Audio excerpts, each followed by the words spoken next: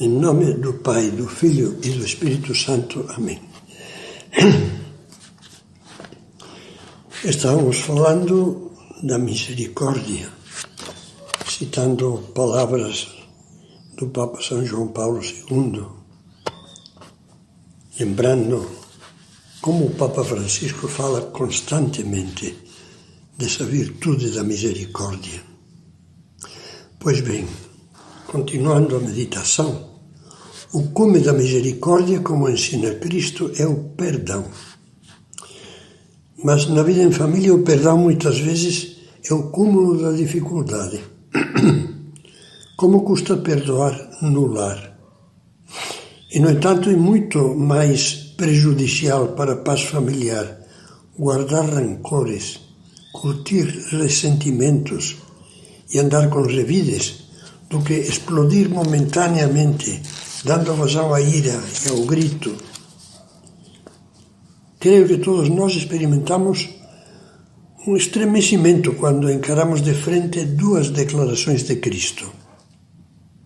Primeira, depois de ensinar-nos a rezar, perdoai-nos as nossas ofensas, assim como nós perdoamos a quem nos tem ofendido, o Senhor acrescenta: mas se não perdoardes aos homens tampouco vosso Pai vos perdoará.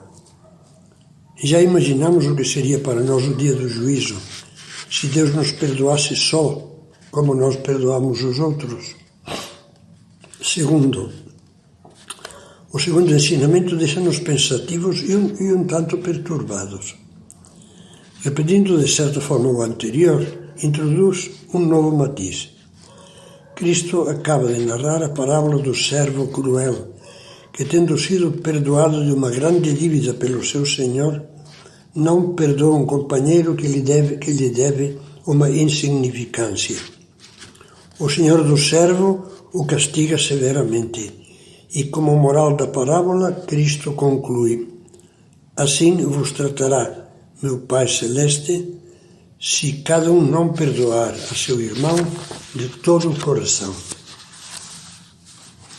Há pessoas que parecem ter no coração um computador, com capacidade de muitos gigas, em cuja memória se vão guardando todas as mágoas perfeitamente contabilizadas. Não se lembrou do meu aniversário. Faz 10 anos que não me traz flores nem bombons. Ela não aceitou a minha explicação verdadeira sobre os meus atrasos à noite e acusa-me de infidelidade. Quando éramos namorados no dia tantos de 1900 e tantos, às 18h35 na esquina das ruas tal e qual, ele me ofendeu dizendo X ou Y. Ela passa o dia na casa de sua mãe como se não tivesse marido e filhos. Ele não quis ir ao casamento do meu sobrinho, sabendo que magoava toda a minha família. Você disse isso porque meus pais são pobres. E assim por diante. Basta qualquer faísca que provoque uma irritação. Basta uma má interpretação, uma crítica, uma zombaria ou um protesto para que a pessoa que se sente ofendida clique no seu computador invisível e apareça no vídeo o arquivo dos agravos com uma lista interminável.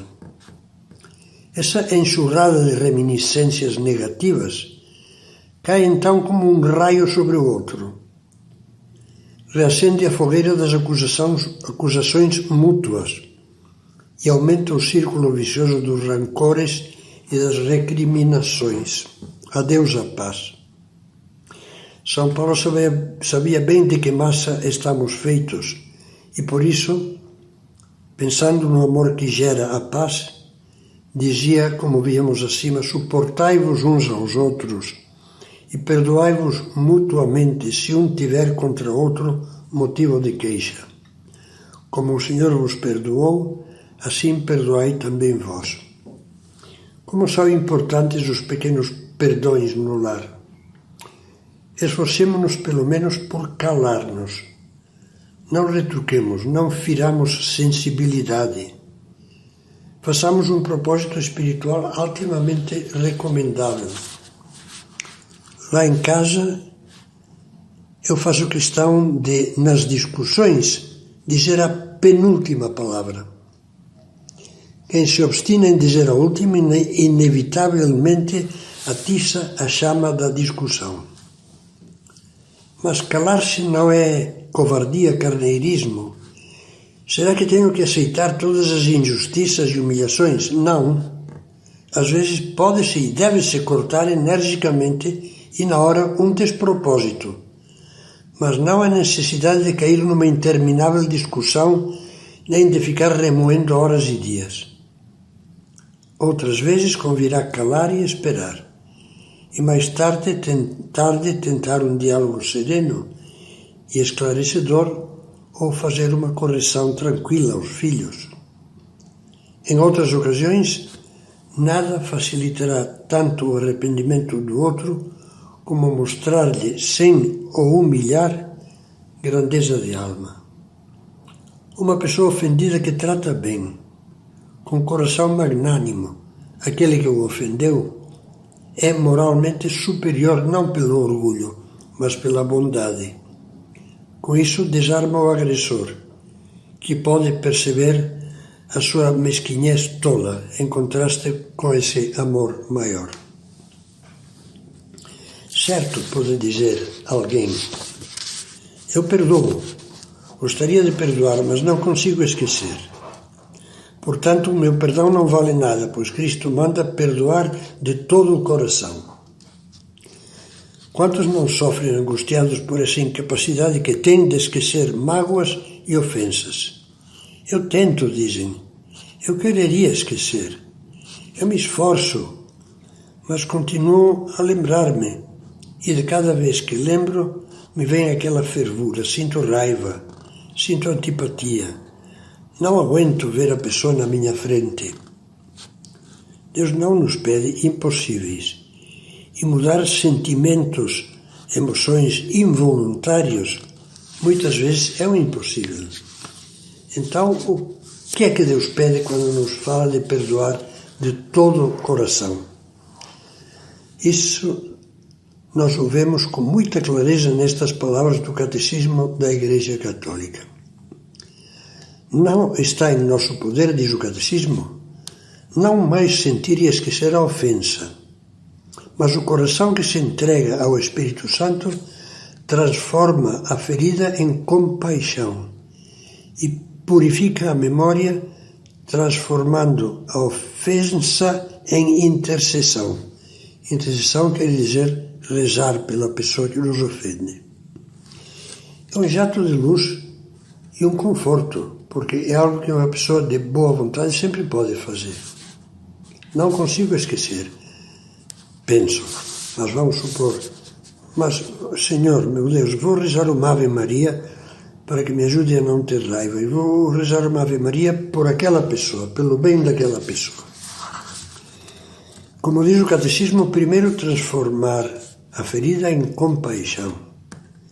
Naturalmente não se trata da compaixão que despreza, olhando o coitado de cima para baixo, mas na compaixão verdadeira, que, sabendo passar por alto a mágoa pessoal, ainda que essa continue como um sentimento que não conseguimos eliminar, percebe que a atitude errada do outro é uma ferida que ele próprio infligiu a si mesmo. Como é lógico, a compaixão vivida conscientemente, com um esforço autêntico de compreensão, deixa cada vez menos espaço no nosso coração para o rancor. Depois, como já comentava, o Catecismo fala de purificar a memória, transformando a ofensa em intercessão. Isto é, em oração, pedindo a Deus por aquele que nos ofendeu. E esse é exatamente o ensinamento de Cristo no capítulo 5 de São Mateus. Orai pelos que vos maltratam e perseguem. Todos nós nos comovemos quando lemos as histórias dos mártires, que, a exemplo de Cristo, rezavam fervorosamente pelos seus algozes. Mas por que achamos que isto não é conosco? A esposa, o marido, os filhos podem ser difíceis, mas não são normalmente nenhum algoz, nenhum verdugo. Quantas vezes rezamos por eles? Mais concretamente, lembramos-nos de rezar por eles depois do primeiro sufoco, mesmo que o nosso ânimo continue um pouco a ferver. Lembramos-nos de rezar por eles todas as vezes que nos ofendem ou nos tratam com desconsideração.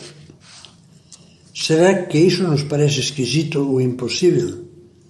Não é verdade que seja. Seria uma pena se fosse assim, porque é um ponto básico do espírito cristão.